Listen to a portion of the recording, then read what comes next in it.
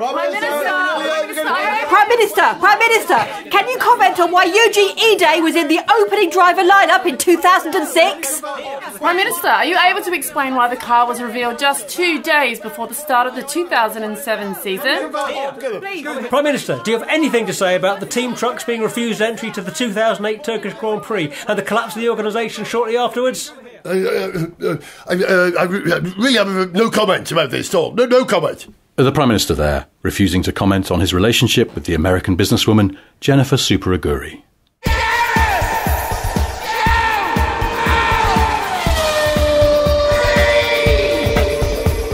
Hello, welcome to Gareth Jones on Speed, and I'm pleased to say that we are completely quarate. The entire team is here. They are Zog. Hello. Sarah. Hello. Richard. Hello. And I'm Gareth. I don't know if you've forgotten what my voice sounds welcome like. Back. Thank you very much. Welcome back. Shake hands. Welcome back. Yes, thank you very much. Thank you for doing a show without me, and I hope you've enjoyed the shows I did while I was in America. Yeah, the Peterson Museum stuff was terrific, and I got a real kick out of realising that we'd both come across the same vehicle, the same clockwork orange vehicle, the Adams Probe, I think it was. Yeah. Credit to Richard for actually remembering that name a few minutes ago. I saw it at the Kubrick exhibition, and you saw it at the Peterson Museum. Which is pretty good, because there were only ever 3 built, and we stood next to 2 of them. Yeah, we almost had the complete market cornered down. Where is the third one? If you're standing next to the third one, do let us know. Now, while I've been away, much has happened in the world of Formula One. I actually survived without watching F1 races for the first time in years, and actually learned to live without it. I did watch some of the highlights, care of Channel 4's on-demand service at one point, and that's a good way to catch up, I think. Yeah. So how many races did you miss? I think I missed 3 or 4. Okay. Most of it was over the summer break, but I did miss a lot of action. But the stuff that's been going on that I found interesting is the driver movements in the meantime. First of all, the fact that Hulk has lost his drive. Well, that's a shame. I think he might get picked up by Williams, no? Or is that... It's a possibility, although aren't there Mercedes drivers who are going to get a drive at Williams? Isn't that a possibility? I've lost track. Junior Mercedes drivers. Well, there's an interesting question. I mean, what happened... Well, Esteban Ocon is a Mercedes driver. He's going to Renault, though, isn't he? But Hulkenberg's coming out of Renault, so there's... Yeah. A relationship there, arguably. Yeah. Well, I hope it isn't the end of Hulk, because I think he's tremendous, and I know Ricciardo's done better than him recently. Yeah, but the thing with Hulkenberg, I think, is that he's been in the sport for quite a few years. He's been a hot tip for a long time. A lot of people have, tipped him to be a great success, and he's just never, ever delivered, and he's never, to me, looked like he was going to deliver on that potential. So I'm not that surprised that he's finding it a bit tricky to get into another car right now. Yeah, I feel like we've spent 10 years going, oh, Nico Hulkenberg, he's so underrated, isn't he? And actually, maybe he's just rated. Yeah, I think there comes a point where... not as exceptional, but somehow held back as we've always liked to believe. Like, he's obviously very good, I think. Or is he? I don't know anymore.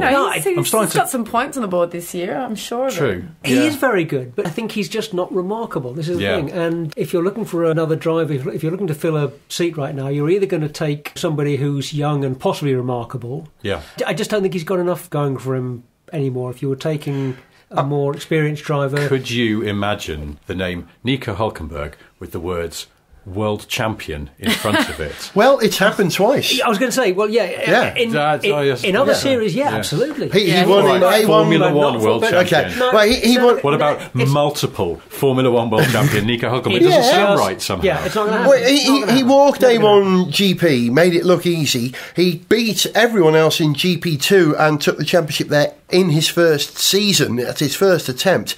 And very often there are drivers who struggle for 3 years, Jolly and Palmer, to achieve that. It's a very competitive series, and given equal machinery, he's tremendous, but he hasn't been given fair machinery. Are you suggesting that we should slide him gently into the file marked the Sterling Moss compendium of greatest non-world champions very nice, of our time? Yeah. I don't know.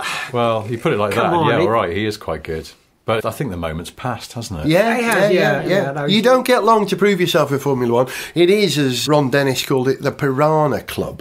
And either you strike and succeed immediately, or you're last year's news. It does have a lot to do with what car you're driving. Yes, it flipping does. Unfortunately. Yeah, wouldn't it be great to have Hulk, I don't know, in the McLaren, which is looking great? No, it wouldn't. It would not be great to have Hulkenberg in a McLaren. It would be a wasted opportunity, I think. Fighting talk, Sogger. Look, come on, McLaren, the two guys that McLaren have got this year are terrific. They've picked well and they're both working out really well for them. They are. Norris, fabulous young driver. Sainz seems to have got a bit more, I don't know, a bit more fire in his belly maybe since going to McLaren, and he's, I think he's delivering on more of his potential now. And the team would you honestly put Hulkenberg in over either of those two? I wonder if Hulk would be better than Alex Albon in a Red Bull. It's not going to happen. No, again, you want a bit of fire in the belly. You want that youthful aggression and thirst for glory. You have a feeling if you hired Hulkenberg that maybe, I don't know, disrespect to the man, but that he's the kind of person who might turn up and go, well, we didn't used to do it like that at Renault.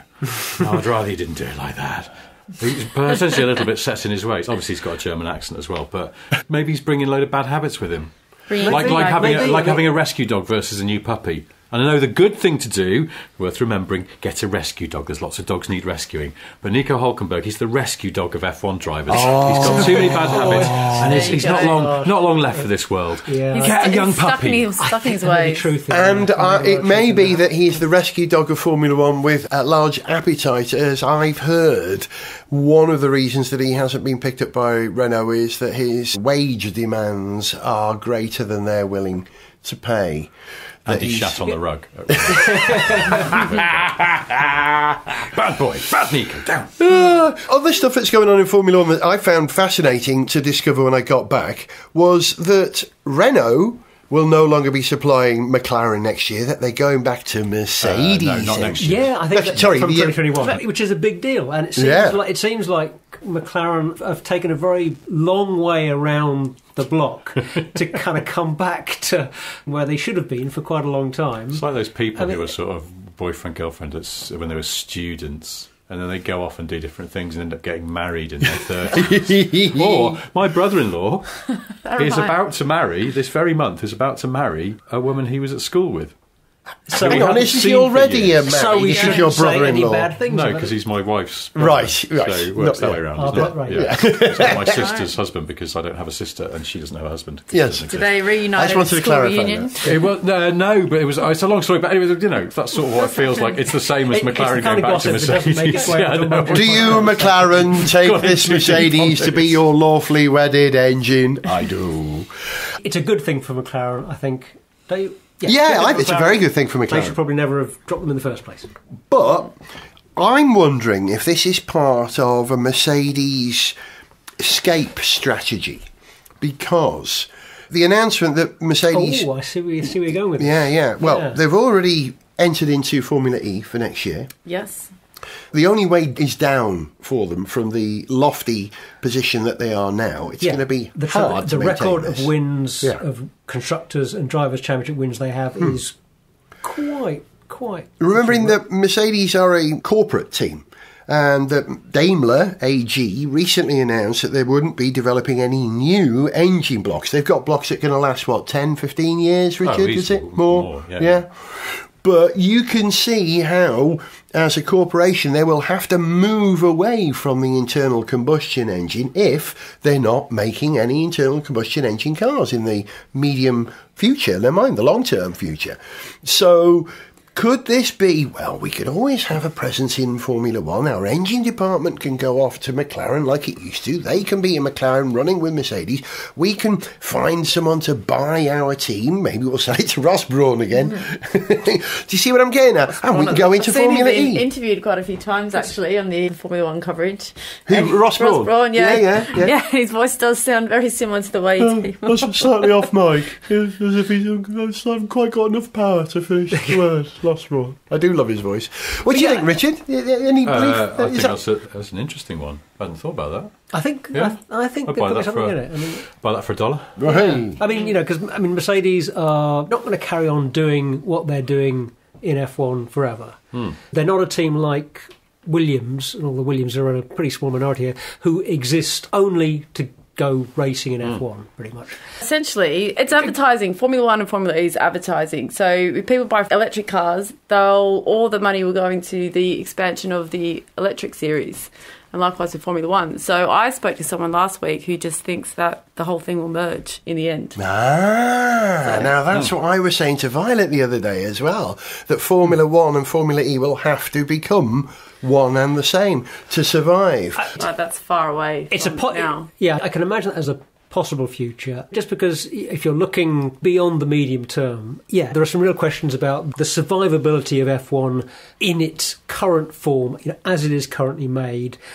Because, in the end, all of the money that goes into the sport that enables those teams to spend that much money on those expensive cars and those expensive drivers, it's coming from car company marketing budgets and advertising, but a lot less of the advertising and marketing from other industries than we had in, relatively speaking, in the 70s or 80s. Mercedes is quite ballsy in a way when it comes to their use of advertising money. They were one of the first car companies that went, it is irrelevant for us now to advertise in actual car magazines. And that might have seemed superficially sort of counterintuitive. Where are people looking when they buy a new car? It's car magazines. But actually, where are they looking? Where are normal people who aren't that into cars looking more commonly? It's in lifestyle magazines. It's in Sunday GQ or Marie supplements Claire or something like that. So that's where they decided if they're going to spend any money in print advertising, which is a fairly sort of waning field, let's just focus, make a hard decision to just turn our back on the most obvious and natural place to advertise cars. In fact, let's advertise it where we're getting a broader audience. So I think they're not daft. That's why they've been around for longer than anyone else as a car company. They'll just do whatever is the most prudent use of their money. And it's like Sarah says, it's if more people are buying electric cars and they want to push electric cars harder, focus your money on electric motorsport. And there's also just this the more general thing of the more the internal combustion engine looks like a relic of the late 19th, early 20th centuries and something that's unavoidably tied to wasteful and unsustainable ways of doing things, the harder it becomes for that to be part of a big, successful sports series that you're selling to the world. Yeah, I bet Greta Thunberg wouldn't drive a Formula 1 car, would she? Probably not. And she's going to inherit the Earth. Is she interested in Formula E, though? There's the question. Do you see what I mean? These are the people, these are the generation who are going to inherit motorsport. She'd still say, why are you travelling around the world with all of these things that are driving around in circles, using energy for... The curious thing about the Mercedes... Which is a reasonable question. The curious thing about the Mercedes Formula 1 team is it makes a profit for Daimler AG. It's been so successful for them. And the sales of engines has offset the cost of development of the engines. And the amount of sponsorship that they get and the amount of prize money that they would, it actually makes a profit for Daimler AG. How many F1 teams do that? I've got to say, if you're a struggling midfield team, it's enough to make you spit your tea out over breakfast, isn't it? We didn't come into motorsport to make a profit. These corporate teams arriving and making a success of it as a business.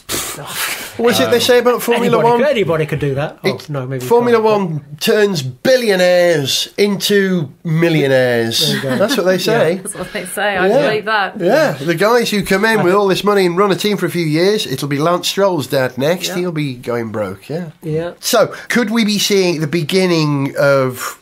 I don't know, maybe not an end in Formula 1, but certainly a change of direction signalled by the simple fact that McLaren are going back to Mercedes engines? Or am I just extrapolating too much here? Honestly, it's extrapolating too much, but it's an interesting thought. I think there could definitely be something to it in terms of there being a Mercedes exit strategy. But that Mercedes exit strategy is, if that's there, and that's an important caveat, but if that's part of the thinking here, that's an exit strategy that's thinking, well, we've been winning and winning and winning and winning. It's better to go out on a high rather than to just carry on for 5 years and not doing very well. They'll go out on a high with a terrific track record. That more questionable future for F1 is, But again, I can't see Liberty Media letting Mercedes go. I mean, they're such a marketable team. They're good for the sport. Why would you let Mercedes exit themselves and say, oh, look, I'm going to shut up shop. We're going to Formula E because that's where our future is. But I think that wouldn't be good for the business of Formula 1 and Liberty Media. And there'll be a lot of behind the scenes arm twisting. I mean, Bertie Ecclestone, he did a few deals with Ferrari, didn't he? Exactly, to keep them there. Yeah. Funny enough, that's Liberty at the moment are sort of trying to unpick a lot of that, aren't they? Make it a bit more fair for all the teams so that there isn't a sort of a weighting towards Ferrari, or for that matter to Mercedes. So I think it'd be a hard sell to go, hey, don't go, guys, don't go. Look, we'll give you some more of the prize money, even though we promised we're not going to do any of those shenanigans. But I don't know. See, really, to keep this completely true to its heritage, what they should do is one last season. Let's say it's 2023. They go, we're going to do one last season. We won't tell anyone, but we'll give a clue because we're going to hire Nico Rosberg as our principal.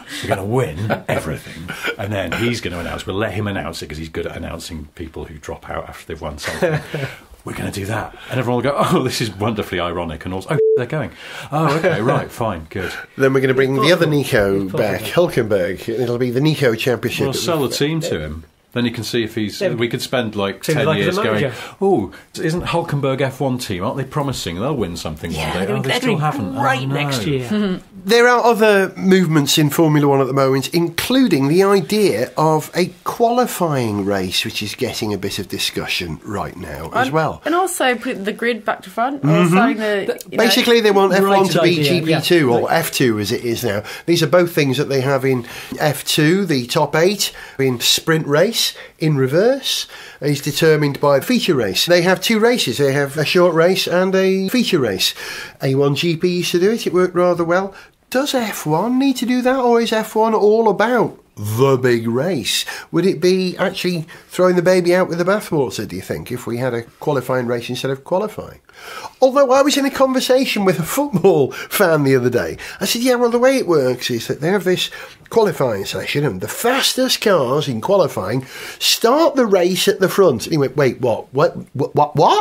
That means they're going to win it. It means that the other guys don't get a chance. Why do they do that? Why don't they do it like the draft in American football? Do you know about the draft? You know about? I didn't know about this. Do you know about the draft in American football? Kind of, yeah.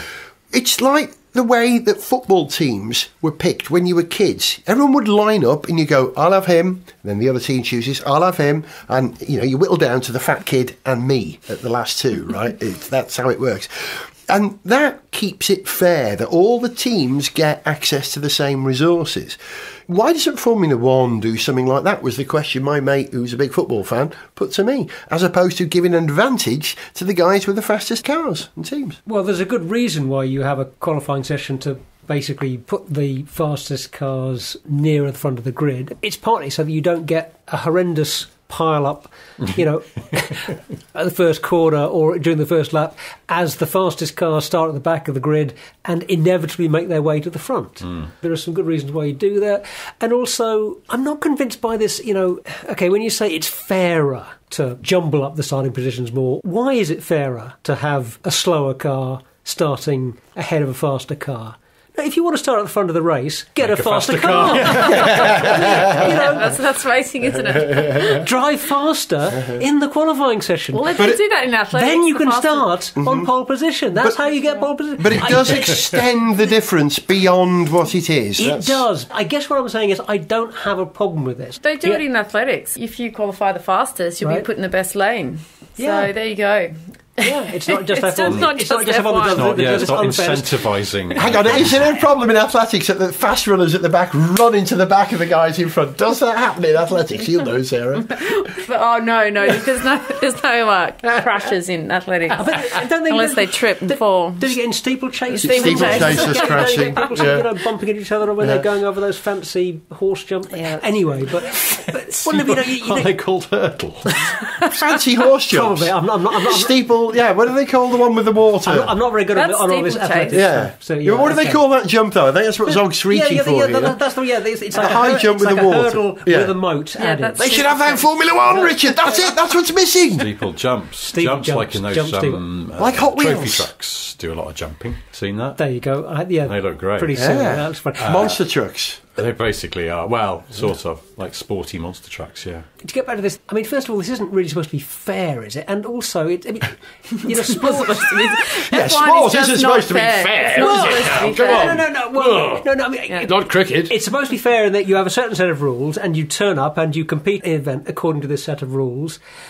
And it's sport. It doesn't matter. We're not rolling out new life-saving vaccines here. You're putting on a show for people at the weekend or whenever your sporting event is.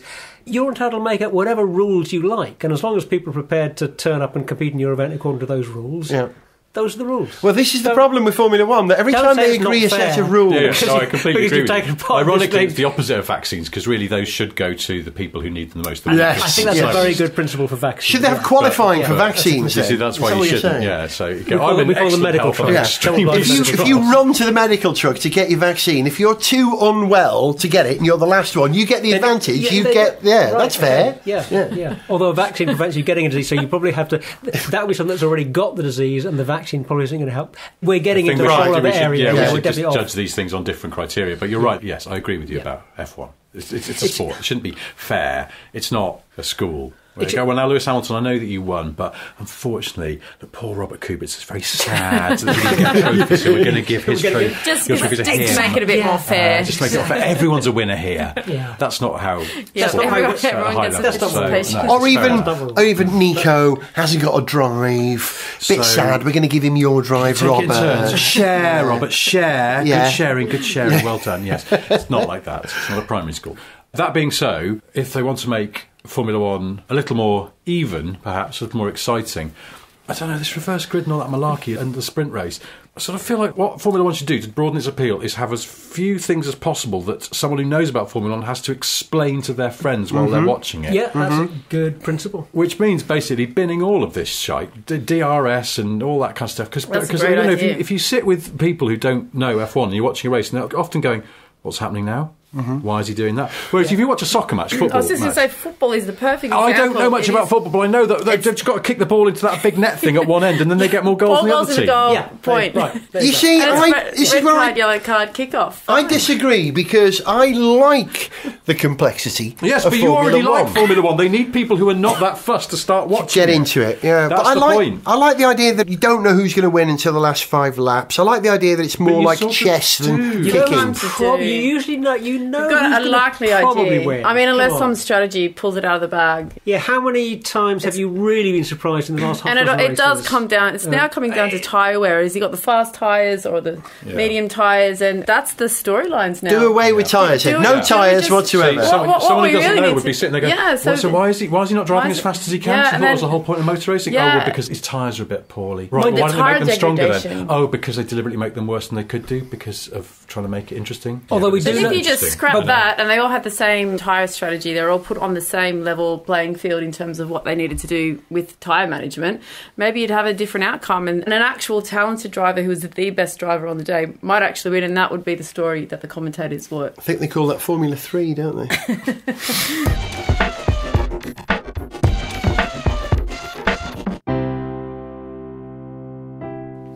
This is Nico.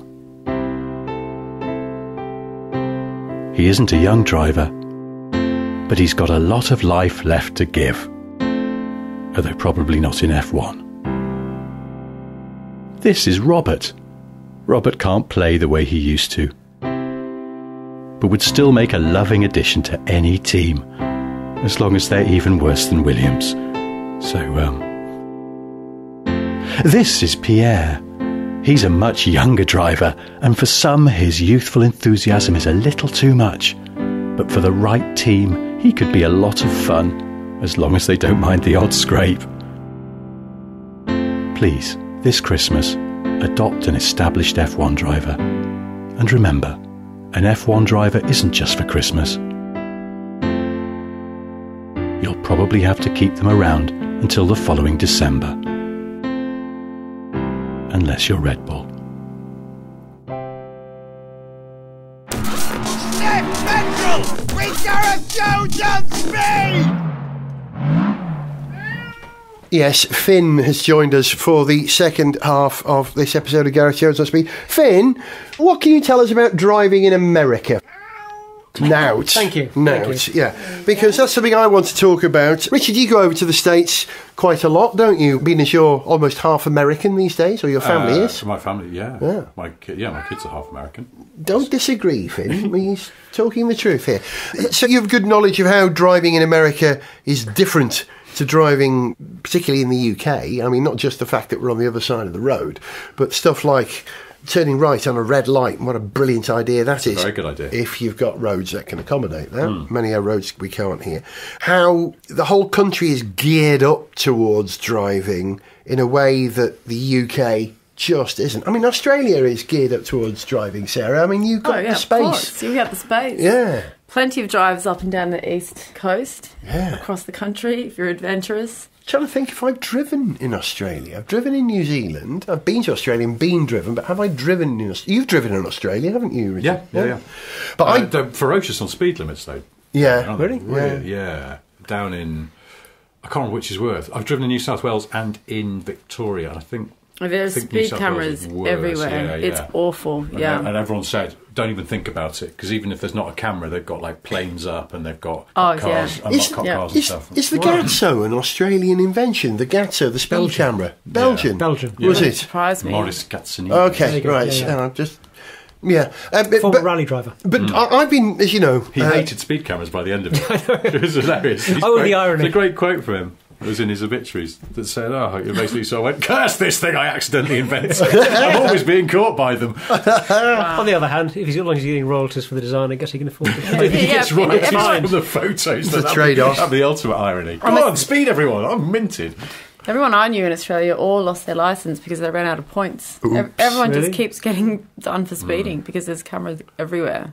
And whenever you drive up and down the coast or along the highways, everyone is just watching their points because it's that easy to get booked, Now, unfortunately. but this, back to your point, Gareth, is something that is very different in the US because there are no speed cameras. That's right. I think they're seen as a grotesque infringement of liberty and all that sort of stuff that Americans hold very dear. And even the introduction of red light cameras on traffic lights was greeted with uproar. How do they go with their rates of accidents? Well, the police come chasing you. They have a very visible police presence in the States, and they will come after you, and they sit at very visible positions. And people stick to speed limits in America. They don't have cameras, but they do signpost the speed limits rigidly or very clearly. I mean, I think they only really have sort of two speed limits. It's like generally now everyone's gone to 65 on freeways and main roads, and then usually it's 35. Is it? American police cars have forward-facing radar. Yeah. Ask me how I know. How do you know, Richard? Because I got pinched. Me too, once. In California. By, me too. A police car coming the other way. And I was like, this isn't fair. Yeah. So it's the policeman.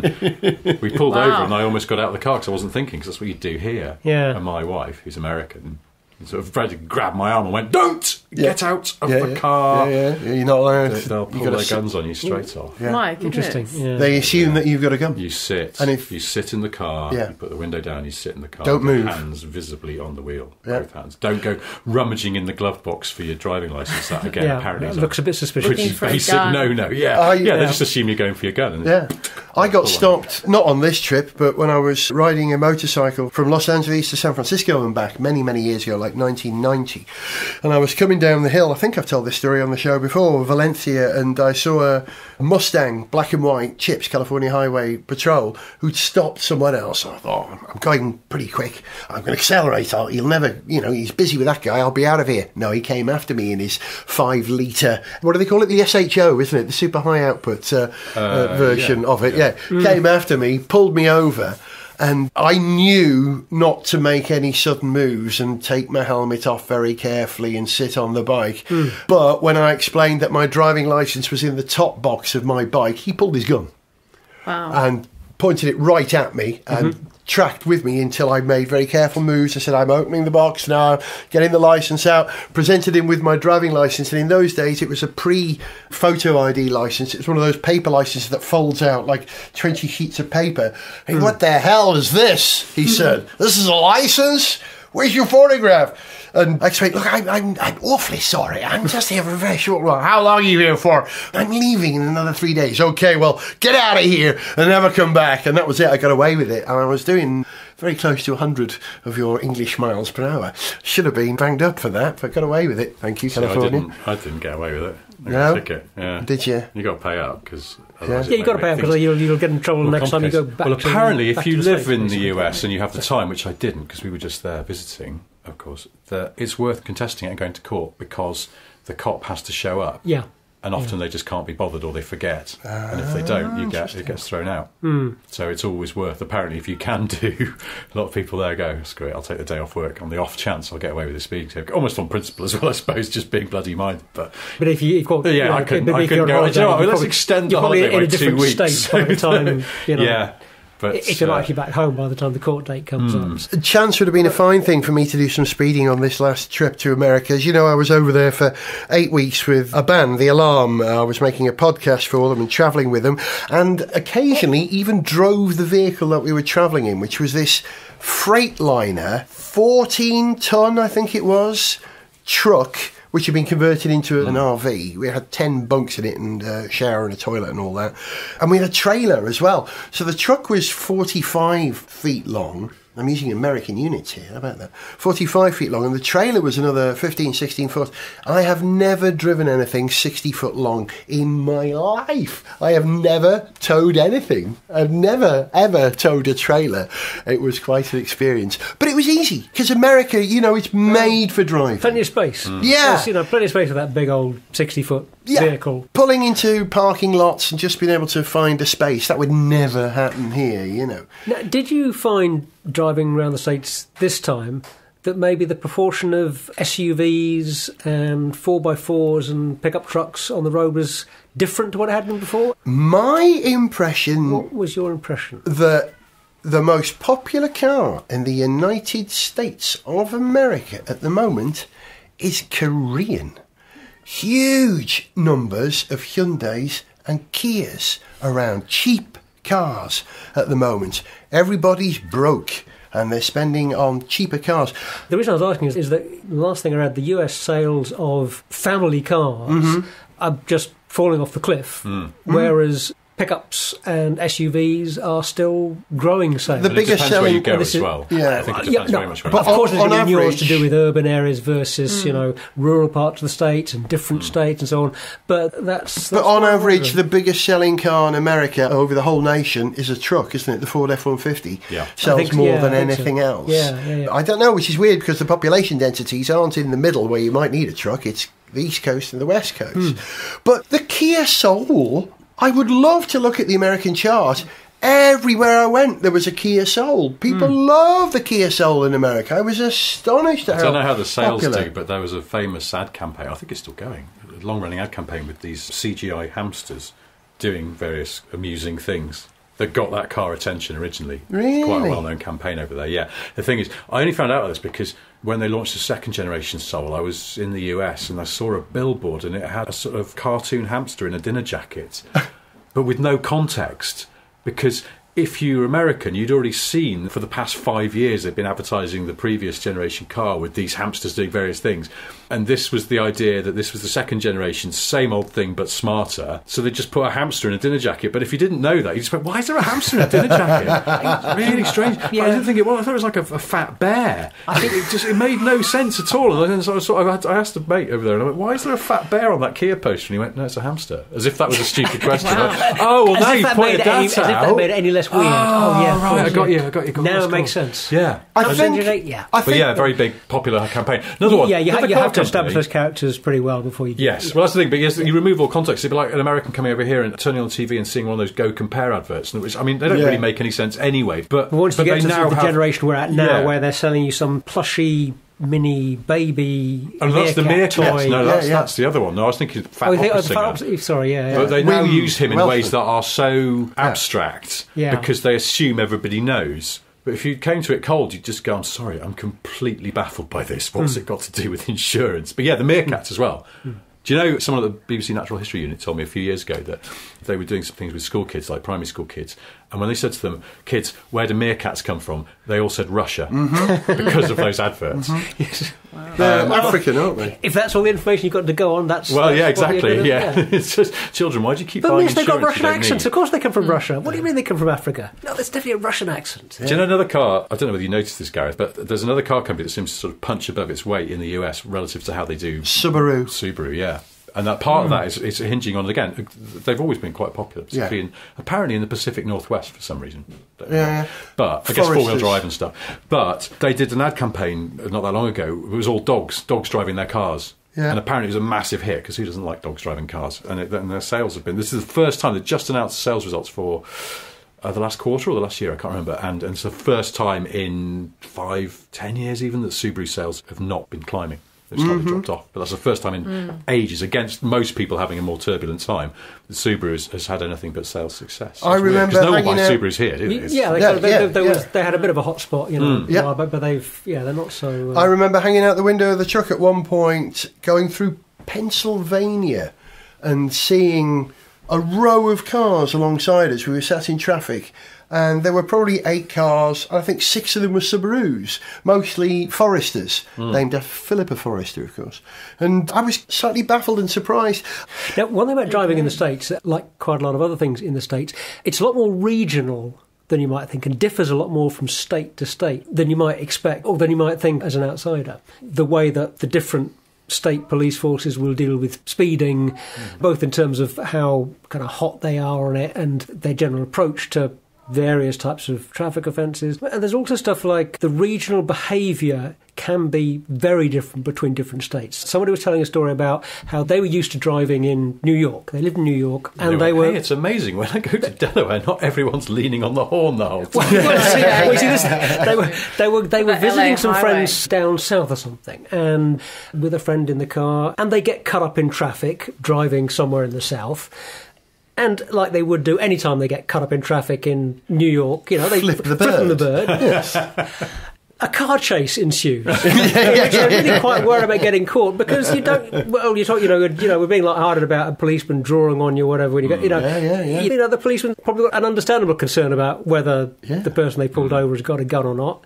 In this case as well, they didn't know if the guy in the other car was. But I'd say that's only the same as if you're used to driving in London. That I always think I sort of have to turn it down a bit when I go to other parts of the country because you realise that people aren't as aggressive. Mm-hmm. Yeah, it's probably the same as that. It's not Johnny Carson gag, isn't it? About a New York minute. It's the gap between the light going green and someone honking their horn. Yeah, that's right. It's usually measured as about half a second. My dad used to say exactly what you just said, that when he used to come to London, I like coming to London. You know that if there's an opportunity, someone's going to take it. You can work with that. You know people are going to be aggressive. And it's exactly that in reverse as a Londoner, that when I leave town, I'm less likely to pull out in a gap. You think, there'll be a bigger gap in a minute. But in London, if you wait for a bigger gap, you'll wait forever, don't you? Yeah, or you have something that's quick enough and nippy enough that you can get into that gap. Yeah. That's your other approach. City sports car. The other thing I noticed in America is that personal mobility is starting to get a toehold over car ownership and using a car to get around. Are we talking electric scooters here? Yes. Ah, very good. Every city. I don't know how Uber make a living because everybody's on electric scooters. There are Lime, there's Trip, I forget the names. I've registered with about 5 of them now. Is that one of them? Which one? Bird-related name. Bird is one. I'm with them. Yeah. I mean, we were doing it all the time. Are these electric scooters they're using on the roads or the sidewalks? Because in the States you can, depending on which state, but you can either use it on the road or the sidewalk. And they have to wear a helmet or not? We're illegal over here. Yeah, both of which are illegal or unlawful or not covered by the law anyway. They're becoming a bit of a nuisance, I think, in some places, aren't they? Everyone's drunk. I was going to say, I think the reason Uber still exists is because I wouldn't want to use an electric scooter to go 10 miles home when I'm pissed. As in the British sense. The American sense, we're just in a really bad mood. There's plenty of Boris bikes to go around. Yeah, so. well, again, I probably wouldn't. I wouldn't chance my arm with that. Not a get on them. I mean, I do it. I'm guilty. Just jump on a Boris bike without a helmet. If you did that in Australia, you'd be fined on the spot. Oh, really? Is that right? You can't ride a push bike without a helmet in Australia? Yeah, cannot. And that's why, that's interesting. From being in Australia and then being here, I've the shock of my life going, why isn't there 1 million police officers just finding all these bike riders?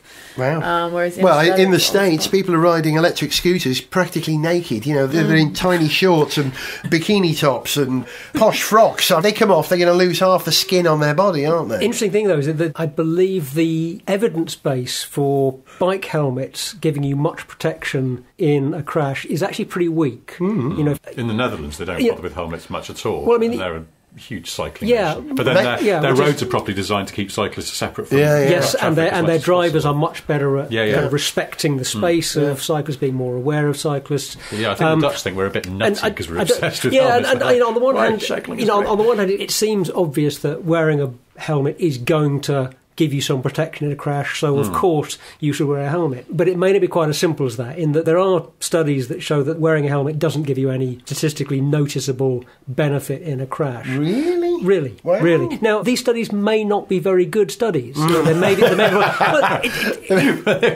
difficult to do. They're made by hair gel companies. It's difficult to do good studies, particularly stuff like this where you can't do a controlled experiment. Anyway, but there may be compounding factors here. There may be things like drivers who are overtaking a cyclist who is wearing a helmet are not going to be quite as careful, maybe, as drivers who are overtaking a cyclist who doesn't have a helmet. So that may play into the thing. And there's also a factor here that, and this applies, I believe, to ski helmets as well, that bike helmets just don't give you enough protection to help you in a very nasty, really bad crash. They'll prevent you getting, a cut on your forehead where you might have got a cut on your forehead.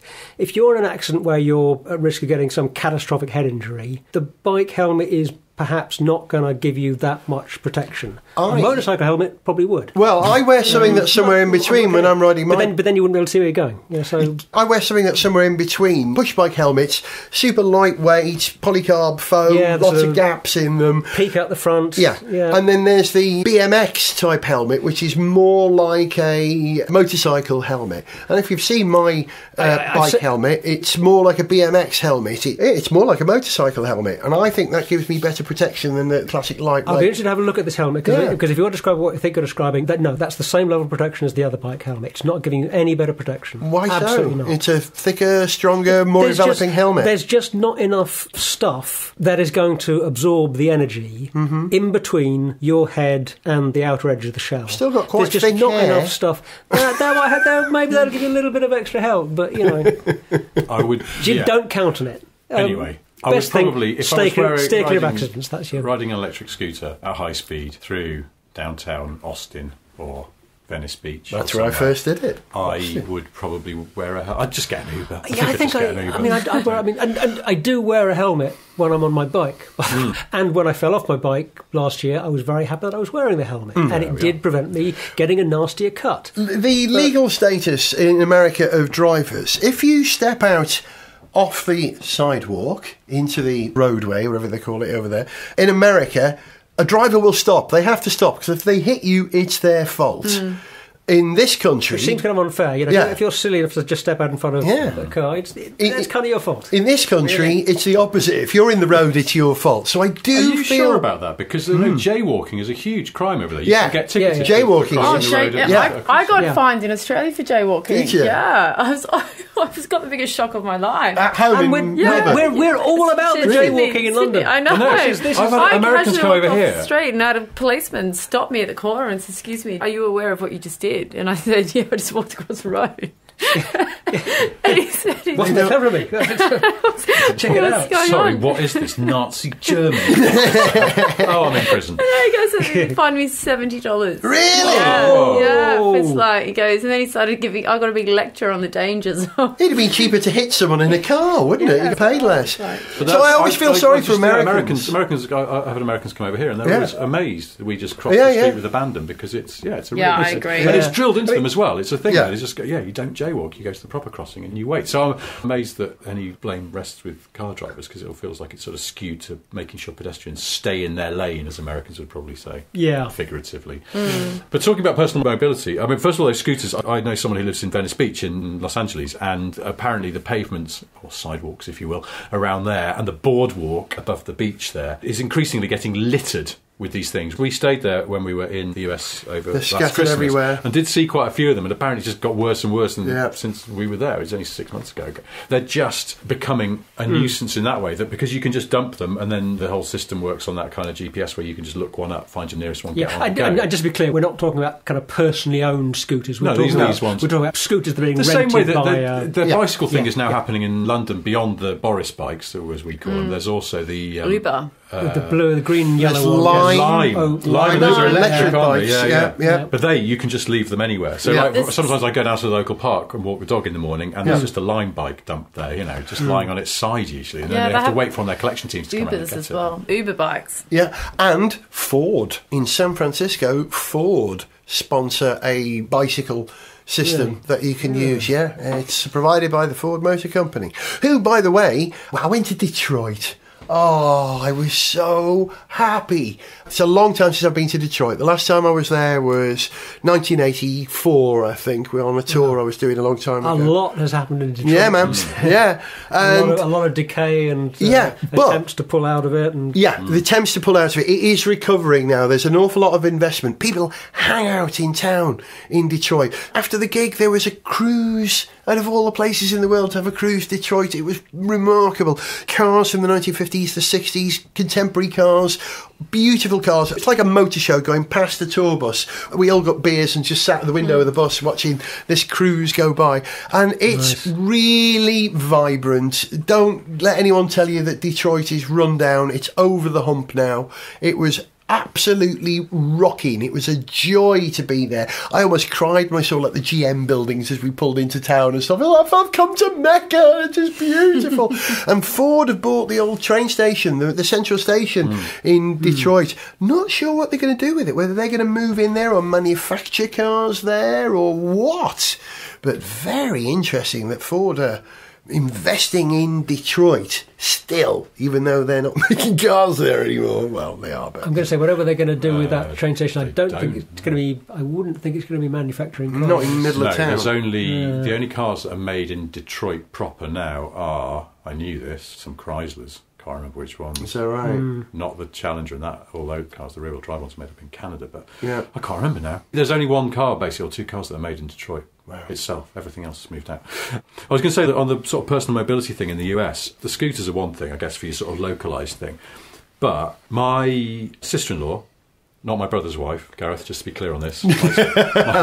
My wife's sister lives in Los Angeles, and she was telling me, first of all, that her daughter, my wife's niece, is just about to hit driving age. In fact, you can start learning. She's about to be 16, but you can start learning while you're still 15. That's part of the regulation. Really? In where? In LA. California. So she is starting to learn to drive, but a lot of her schoolmates aren't, which is weird because LA is car city. You need a car to get around. You know, it's hard to do it on public transport.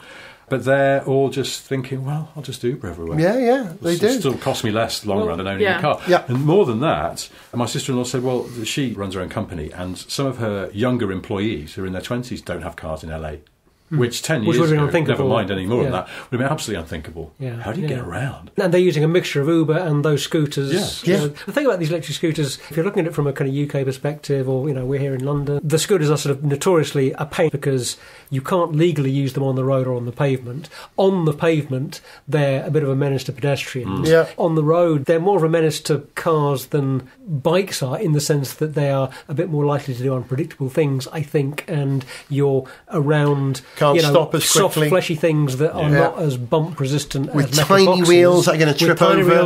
With tiny wheels that can't negotiate a lot of little bumps in the road and potholes or drains. But having said those things about how awful electric scooters are, they're absolutely one of the very best things that you could think. If you were starting from right here, right now, and designing a city from scratch and thinking, what kind of a transport infrastructure do we want for this city? How are we going to get people to move around this city? Things like those electric scooters, whether it was this or the next generation, they would absolutely be as long as they had their own lanes that kept them safe from pedestrians and safe from cars. I'm not for a moment saying that it's easy to kind of go from where we are here to having these things being used safely and efficiently as part of a well-planned, lovely, beautiful urban transport system. It's clearly not easy at all. But what I am saying is they're just great little personal transport solutions. Here's an interesting one. Do you know the Renault Twizy? Funny little electric car, bit stupid. No, but also a bit nice. Pointless. Also a bit cool. I always just found them irritating because I thought that what they do is, at the point they arrived, which was about sort of 6-7 years ago maybe. 10 now. They were a stupid comedy electric car at a time when really we were hoping that people were going to start taking electric cars seriously. We're at that point now, it's fine. But at the moment the Twizy arrived, I was just like, this just extends the joke. That and the G-Whiz just make this to give this impression to the wider world that electric cars are crappy and funny looking. But do you know where you see loads of Renault Twizzys and they make perfect sense? South of France. I like them. Monte Carlo. Small, self-contained city-state. Perfect. And it's a bit hilly. Population's quite old in places, just need to get around. never going to go very far. The climate is lovely. Yeah, Barcelona. You can rent them in Barcelona. There are loads there. Yeah, beautiful. But needless to say, you know, when we used to say about Bruce Springsteen, I've seen the future of rock, and it's called Bruce Springsteen. I've seen the future of transport, and it's America today. I've always said America is between 5 and 8 hours behind the UK, but actually 5 years ahead of us. What happens there is coming here. Well, except for the pin, but absolutely not in terms of actual car sale. We are absolutely not going to follow that trend of increasing and SUV no top sales load of washing machines either. Thanks very much. Well, I think we have. I think we've all moved up to SUVs rather than cars. In this country, look at all people used to drive, hatchbacks are now driving SUVs. It's happening. It's actually happening. And you think they're going to become more popular? I'll take that bet if you're making it. I think it's coming. I think people. No. Hey, this is another conversation. You've been disagreeing with me and Zog. Goodbye. And Sarah. Goodbye. And Richard. Goodbye. It's nice to be back, as we say in Wales. Will. To send us an email, see pictures, get song lyrics, join our Facebook fan site, follow us on Twitter, or to find out about sponsorship opportunities, go to garethjones.tv. Gareth Jones on Speed is made in London by Whizbang. Hello, it's Richard here. You might remember me from this podcast you've just listened to. Unfortunately, I completely forgot to mention that I've got a new book out, and I would be hugely grateful if you went out and bought it. It's called How to Be Formula One Champion.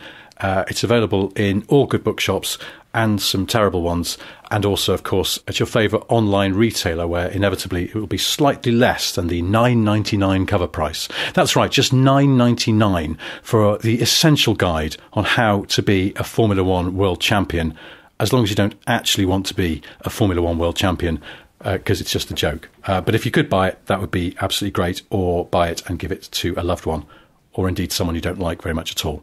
Please buy my book. You know, we should have given that to Nico Hulkenberg. It's too late for Nico. Gareth Jones on Speed!